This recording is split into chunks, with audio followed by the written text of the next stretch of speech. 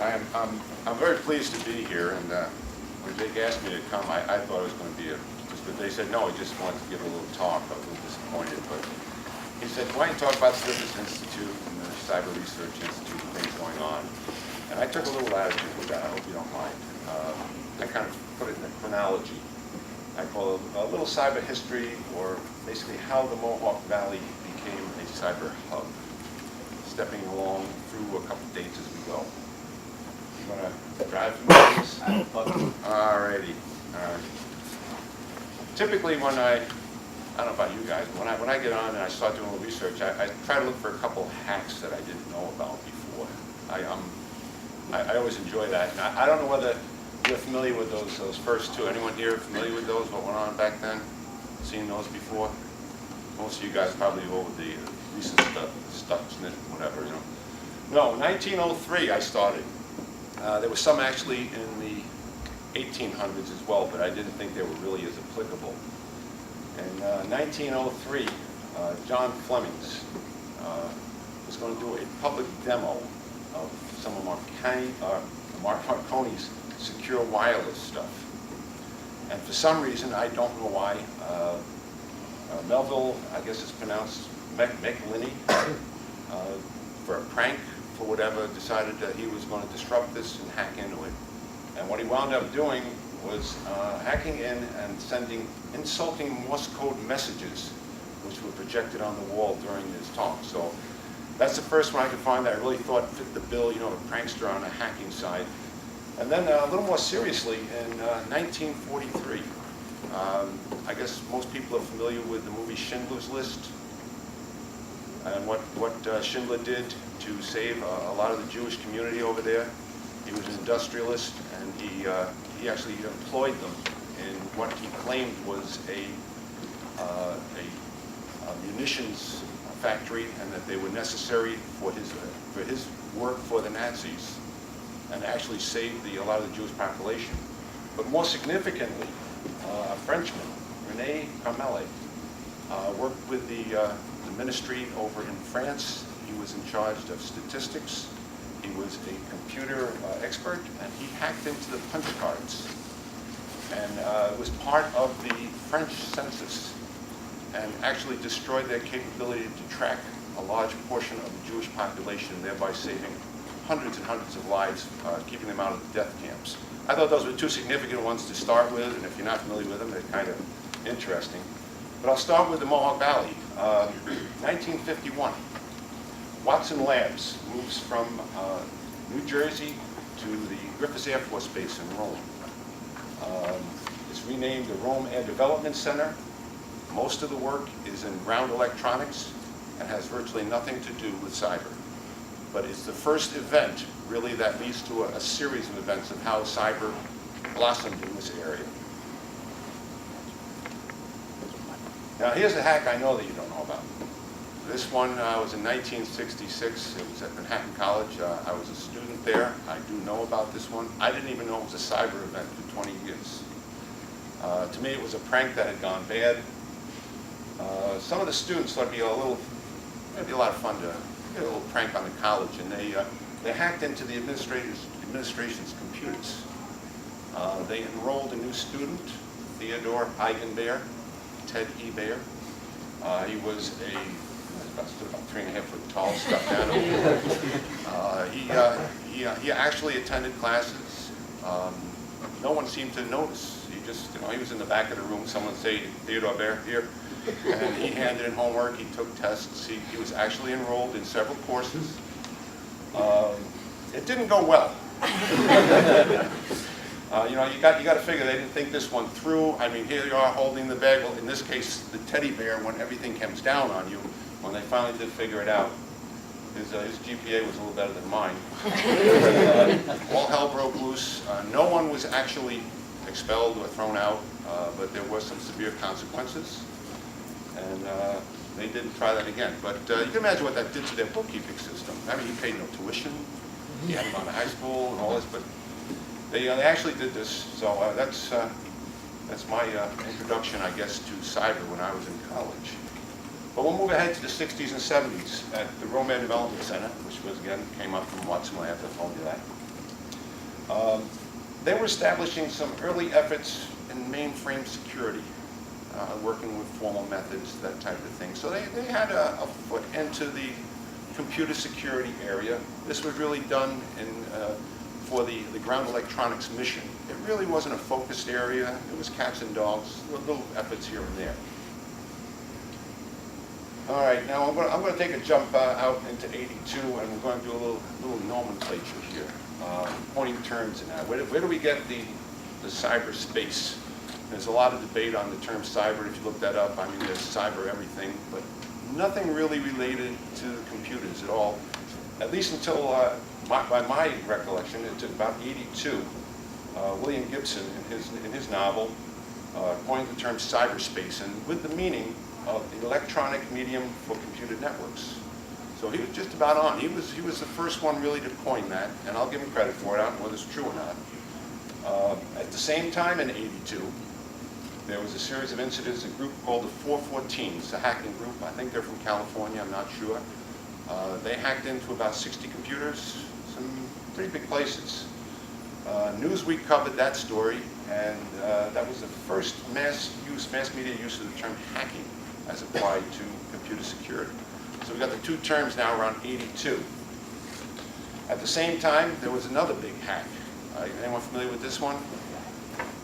Remember the Russian pipeline that went up? You got that one, right? You read the book? All right, yeah. This was described by, what's his name over there? I can't read it from here. Tom Reed. He was the Secretary of the Air Force under Ronald Reagan. And in his book, he kind of laid out what really happened there when that pipeline went up. It was a hack. It was attributed to the U.S. Apparently, they had discovered that the Russians were stealing software, stealing technology. And when they finally figured out how it was being done, rather than shutting it off, they decided to insert a Trojan. And they inserted a Trojan into some control software, and sure enough, it went through the system, it was stolen, and the Russians put it on that pipeline. And when it finally, the Trojan finally was engaged, it resulted in a 3-kiloton explosion. To date, that was the largest non-nuclear explosion seen from space, and actually some people thought it was World War III starting. But it was in a remote area, and I'm told there was no loss of life, but that was one of the early and very effective SCADA hacks. Now I'll go back to home lab here. RADC. At this time, they started to leak out into different areas, and they were a main contributor, not a main contributor, they contributed to the Orange Book, if anyone's familiar with that. This was the Trusted Computer System Evaluation Criteria, which was in effect up until 2005. So already RADC up at Griffiss Air Force Base has a foot into the cyber side. Now in 1990, RADC is redesignated the Rome Laboratory. What's significant here is that the mission is expanded to include command and control. Now we're firmly entrenched on the information technology side. They have license. 1994, Rome's hacked. Rome Lab is hacked. Is anyone familiar with that? Anyone remember that? No? All right, okay. It was discovered after 3 days. It's kind of embarrassing when you say, hey, they're doing cybersecurity, they got hacked. Well, it's true, but they weren't the only ones. There were a lot of laboratories that were hacked back then as a result of that, in the same episode. And Rome Labs were the only ones that ever detected the intrusion. And it was a result of them detecting and responding quickly that they were able to shut it down at the other laboratories as well. Turns out it was what they did was they shut it down, they set up a honeypot, and continued to gather information on it. And it was a 16-year-old in UK. And he was working with a laptop and not much at all, but he was into a lot of stuff. There was one other individual that they never did find. They could never pin it down. They assumed that the 16-year-old was just following instructions, but he was prosecuted. So anyway, 1995. This is perhaps the most significant event as far as bringing cyber to the Mohawk Valley. I guess the commander of Rome Laboratory at the time was Colonel Ted Bowles. Later he became a 3-star general. He put together a Tiger team to address information dominance. At the time, that was the buzzword. What he was doing is he was bundling all those efforts, those cats and dogs, the mainframe security efforts, and all the things that they had been doing in the past, putting them together. And they put together a program. It was small. It was probably a little over $1 million, $1.5 million. It's not much money as far as technology goes. And they worked on that for a while. What he did is he took people from all the different disciplines. He had radar engineers. He had people from reliability. He had people who were working communications. And put them in that Tiger team. And they all just worked together. I mean, let's face it, this is multidiscipline. And I was part of that team. And I remember the epiphany that I had. It was kind of like, whoa. Because, I mean, I couldn't spell computer. You know, I had it on my desk. I was afraid to turn it on. And here I am in this Tiger team for information dominance. And what I've been working on up to then was part of the stealth problem. We were doing counter stealth, and they're investing millions and millions of dollars trying to make aircraft stealthy, shaping them, radar absorbing material and all that. All of a sudden a light went off in my head. Well, wait a minute. All you have to do is get to the processor with the radar, flip a couple bits. That plane disappears, it never was there. You've solved the stealth problem right there just by hacking into a computer. Once I had that, I went back to my boss. I said, no, I'm staying. I like this information dominant stuff, and I'll be there. And we worked together for quite a while. Now, significantly, in 1997, the Rome Laboratory becomes the Air Force Research Laboratory Information Directorate. Now the mission has really changed. It is information technology. So now we're firmly entrenched, both feet in, and we're working information dominance. What they did was they set up a whole new branch, Defensive Information Warfare. This was a small branch. It was about 17 engineers, something like that, and the budget was around $2 million, still not too much. But we realized we had a tiger by the tail. We really did. This was going to be big, and we knew it at that time. The DIW branch, Defensive Information Warfare branch, was part of a group called Reliance.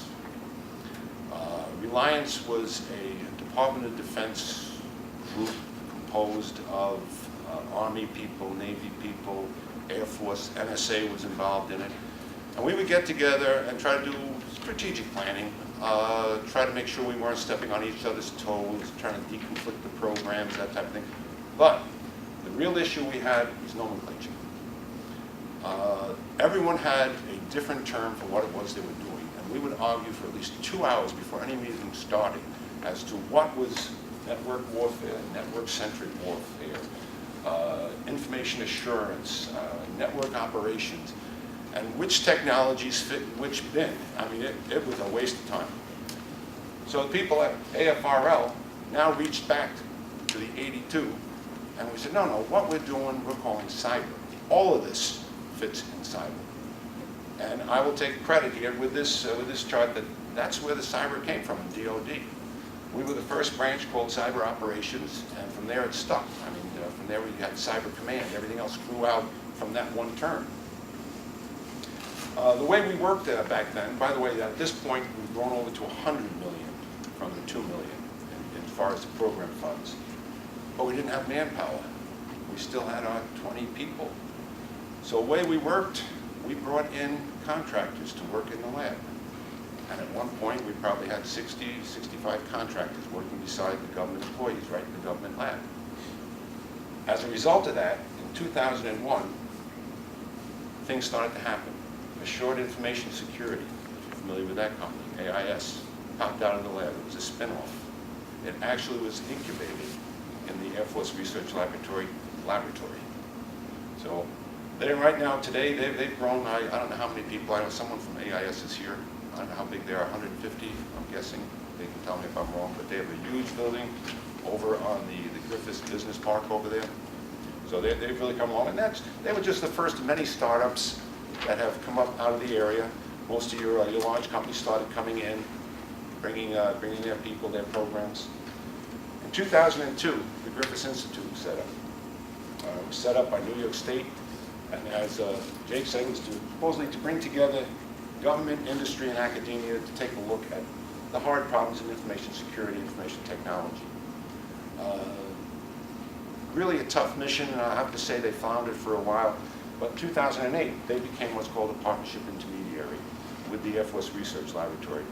And their mission is technology transfer, getting the cooperation between industry and government, between academia and government, writing up cooperative agreements between the two, and actually transferring the technology developed at the Air Force Research Laboratory out to industry so that it can be commercialized. So that's what they're working there. Another interesting little factoid, in 2004, Cyber Operations Branch, now keep in mind this is a research group, was asked to help the Secret Service in something that became known as a Titan Ring. I don't know if anyone remembers that. It was attributed to China. I don't know whether they actually pointed to it or whatever, but they were hacking into some of the large defense contractors. Well, on July 3rd, 2004, we received a call from the Secret Service saying that they had a real problem. A major defense contractor, and I still can't tell you who it was, I'm not allowed to, it was an intrusion, and large amounts of data was being exfiltrated. They didn't know how to shut it off because the networks were where they were designed. There were a lot of SCADA systems, and there were a lot of things that they just couldn't shut down. Not knowing what to do, they asked if any of the expertise in Rome could help. Within a couple hours, they had shut it down, and they spent 2 weeks reverse engineering the attack. They were able to point it back toward China. It never could be done definitively, of course. But it was they never really got to the bottom of it. They did uncover an awful lot in that time frame, and they got recognition for it from the Secret Service as being a major player in that. All right, where are we today? Today, the AFRL program in cybersecurity, it's a major technology program. It permeates all the work that goes on up there at AFRL, whether it be in communications, command and control, intelligence, whatever. And it goes beyond that, because a lot of this work goes out to the other DoD areas and DoD labs and programs. So it really is a major program. And if we take a look at the funding portfolio, now this is dated. This is 2000. This is FY13, so it's a year old. And at this point, they're looking at $250 million a year up there for the research. So it's pretty significant. It's not just Air Force money. You see money in there from DARPA, from virtually all of the other services, Homeland Security, the Intel community. They're all part of this. And it's a very, very well-respected program. There's a lot of technology coming out, and the opportunity to spin it out in the industry is great. So, all right, next, and this is my last chart. This is the Cyber Research Institute. And that was set up in 2013, again by New York State. It's a subsidiary of the Griffiss Institute, but it's its own organization, has its own director, has its own board. They have their own funding and everything else. Primary focus of the CRI is sensitive and classified cybersecurity research. And what they're doing is they're leveraging the research that's ongoing at the AFRL. This is not only a good way to end, but it's also a good segue, because the next speaker is Dr. John Bay, who is the director of the Cyber Research Institute. And I will introduce him in a minute, unless you have questions. Anyone have a question or anything, or comments? Yeah.